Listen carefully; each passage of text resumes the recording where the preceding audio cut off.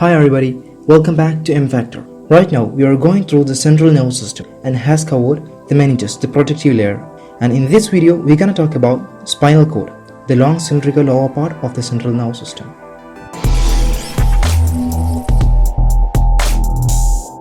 Spinal cord is the lower part of the central nervous system that connects the brain and the peripheral nervous system. It is located inside the vertebral column in the upper two-third portion and is covered with the meningeal layers. Let's discuss the features of the spinal cord. In an adult male, it has a length of 45 cm and in female it has a length of 42 cm and weighs about 30 grams.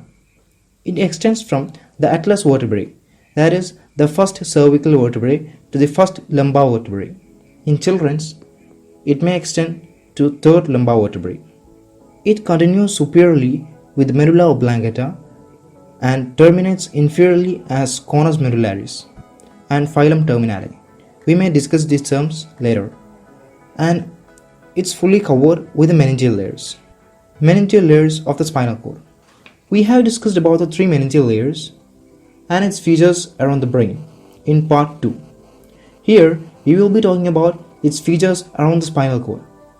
The lower part of the spinal cord is tapered, usually at the lumbar 1, and is called as conus medullaris or conus terminale.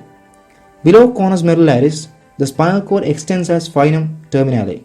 Filum terminale is a delicate strand of fibrous tissue with 20 cm in length and is a modification of the pia mater. It extends till the first segment of the coccyx. It consists of two parts, filum terminale internum and filum terminale externum. Internum is the part lying within the dural sheath and externum out of the dural sheath. Internum is 15 cm in length and extends till second sacral vertebrae. Between the first lumbar and the second sacral vertebrae, the subarachnoid space contains nerve roots that constitute cauda equina, and this is the reason why lumbar puncture is done below the second lumbar vertebrae without any damage to the spinal cord. Still remembering what lumbar puncture is? Just have a look at the part 3 of our video. Then coming to the externum, it is the lower part which is outside the dura mater and is attached to the first segment of the coccyx.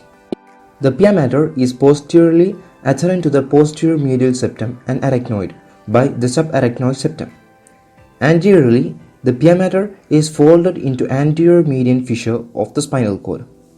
At the mouth of the fissure, it gets thickened to be called as linea splendens.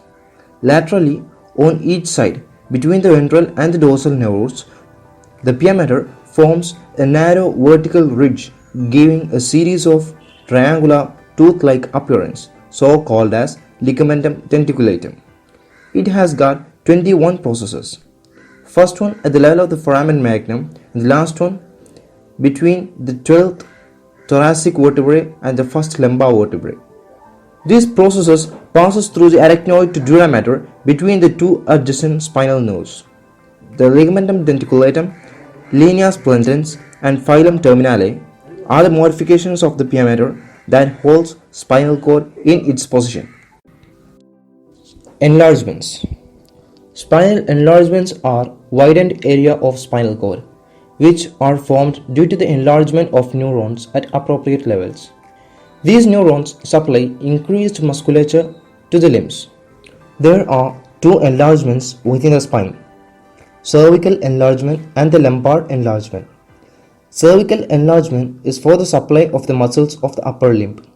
It extends from C4 to T1 and has a maximum diameter at C6. Lumbar enlargement is for the supply of the muscles of lower limb and extends from L2 to S3 and has a maximum diameter at S1.